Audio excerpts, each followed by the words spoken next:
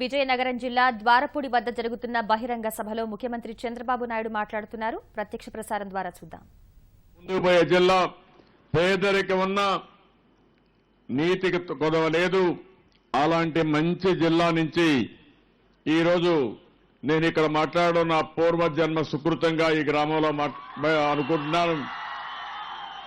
అంత మంచిగా మీరు ముందుకు పోతున్నారు.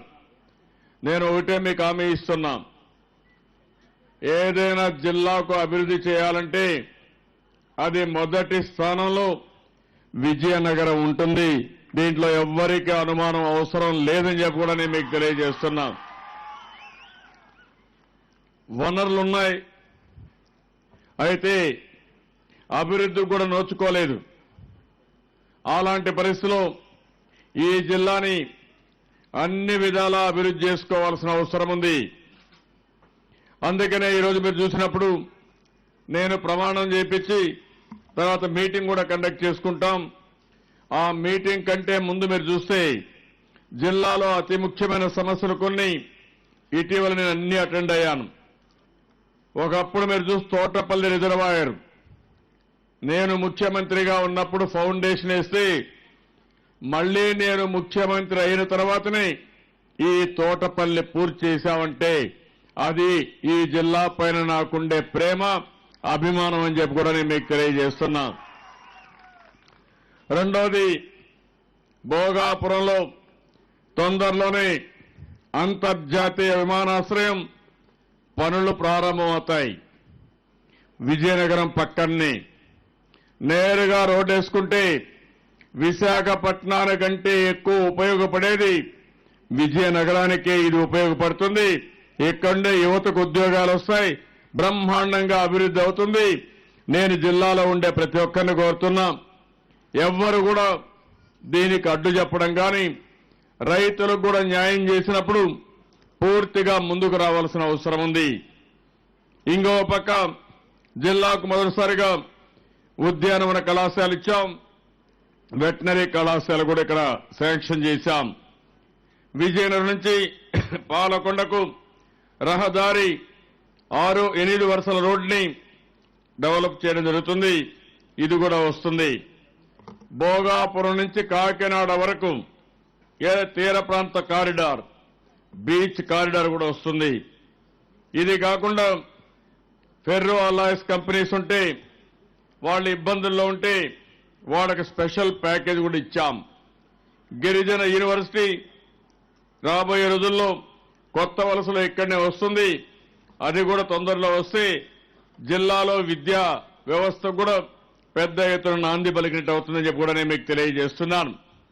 ఇది కాకుండా బంగ్లాదేశ్ నుంచి ఎక్కువ జూట్ వస్తా ఉంది. ఈరోజు మన జిల్లాలో 10,000 మంది జూట్ మిల్లో పనిచేస్తున్నారు. చాలా జూట్ మిల్లన్ని క్లోజ్ చేసే పరిస్థితి వచ్చింది. ఈరోజు గవర్నమెంట్ ఆఫ్ ఇండియా నేను రాసిన లెటర్ పైన యాంటీ డంపింగ్ డ్యూటీ కూడా ఈ జూట్ పైన వేశారు. దీనివల్ల మన రాష్ట్రంలో, మన దేశంలో ఉండే జూట్ మిల్స్ అన్ని మళ్లీ రివైవ్ అయ్యే అవకాశం ఉంది. అది కూడా ఒక శుభవార్త అని చెప్పి కూడా నేను మీకు తెలియజేసుకుంటున్నాను. ఇప్పుడు ఈ గ్రామానికి వచ్చినప్పుడు నేను ఇప్పుడే మన సర్పంచ్ మాట్లాడారు, ఎమ్మెల్యే మాట్లాడారు.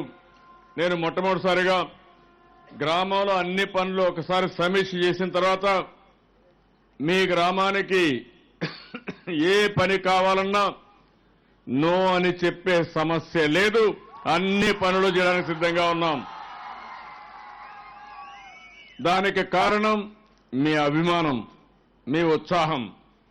ఇది నిజంగానే భవిష్యత్తులో ఒక ఆదర్శ గ్రామంగా తయారవుతుంది, ఒక మంచి గ్రామంగా తయారవుతుంది.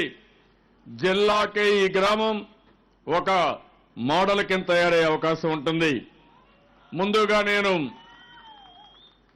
మీ నోడల్ ఆఫీసర్ని వచ్చి ఇక్కడ సమీక్ష నోడల్ ఆఫీసర్కి రావాలి. వచ్చే మనకు అందరూ లేచి జన్మభూమి మా ఊరు ప్రతిజ్ఞ చేద్దాం, తర్వాత గ్రామ సభ జరుపుకుందాం. అందరూ లేచి నిలబడుకోవాలి.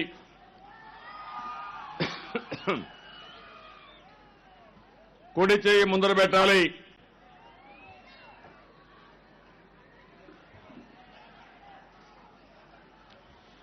అందరూ కూడా కుడి చేయి మొదలుపెట్టి గట్టిగా చెప్పాలి. నవ్య ఆంధ్రప్రదేశ్ నిర్మాణమే నా కర్తవ్యంగా స్వీకరిస్తున్నాను. అందుకు అలుపులేని శ్రమ చేస్తాను. సంక్షోభం నుంచి సమృద్ధి వైపు అడుగులు వేస్తాను. స్వర్ణాంధ్రప్రదేశ్ సాధన కోసం నేను త్రికరణ శుద్ధిగా శ్రమిస్తాను. పుట్టిన గడ్డకు సేవ చేసుకునే అవకాశంగా భావించి జన్మభూమి మా ఊరు కార్యక్రమంలో ఉత్సాహంతో ఉత్తేజంతో పనిచేస్తాను. క్రమశిక్షణతో కఠోర పరిశ్రమ చేస్తాను. పేదరికం, నిరక్షరాస్యత, అనారోగ్యం, అశుభ్రతలపై రాజీ లేని పోరాటం చేసి గెలుపు సాధించి తీరుతాను. నా రాష్ట్రాన్ని కరువు రహిత, అవినీతి రహిత, ఆర్థిక అసమానతలు లేని రాష్ట్రంగా తీర్చిదిద్దుకోవడానికి అహర్నిశలు ప్రయత్నిస్తాను. కనిష్టంగా నగదు వినియోగించి గరిష్టంగా ఆన్లైన్, మొబైల్ కరెన్సీ లావాదేవీలు జరుపుతూ డిజిటల్ నగదు సమాజ స్థాపనకు కృషి చేస్తాను. మనకున్న అపారమైన వనరులను సంపూర్ణంగా ఉపయోగించుకుని స్వర్ణాంధ్రప్రదేశ్ను సాధించేందుకు కృషి చేస్తాను. భూమి మీద పడే ప్రతి నీటి బొట్టును ఒడిసి పట్టి భూగర్భ జలాల్ని పెంపొందించేందుకు పాటుపడతాను. 2016 సంవత్సరంలో నాకు జరిగిన మేలుకు కృతజ్ఞతతో ఉంటాను. ప్రకృతి, తల్లిదండ్రులు, జ్ఞాన ప్రదాతలు, సమాజం, ప్రభుత్వం ఈ 5 పట్ల నేను సర్వదా కృతజ్ఞతాభావంతో ఉంటాను. నా గ్రామాన్ని సమస్యలు లేని, సకల సదుపాయాలున్న స్మార్ట్ గ్రామంగా తీర్చిదిద్దుకుంటాను. ఈ క్షణం నుంచి నా కర్తవ్య నిర్వహణకు అంకితమవుతాను. జై ఆంధ్రప్రదేశ్, జై జన్మభూమి. ఆ రోజు నేను చేసిన కృషి తప్ప వేరేది కాదు. అది జగమెరిగిన సత్యం అని చెప్పి కూడా నేను మీకు తెలియజేస్తున్నా. విభజన హేతుబద్ధత లేదు, ఇష్టానుసారంగా చేశారు. విభజన జరిగిన రోజున మన ఆదాయం 16,000 కోట్ల రూపాయల లోటు.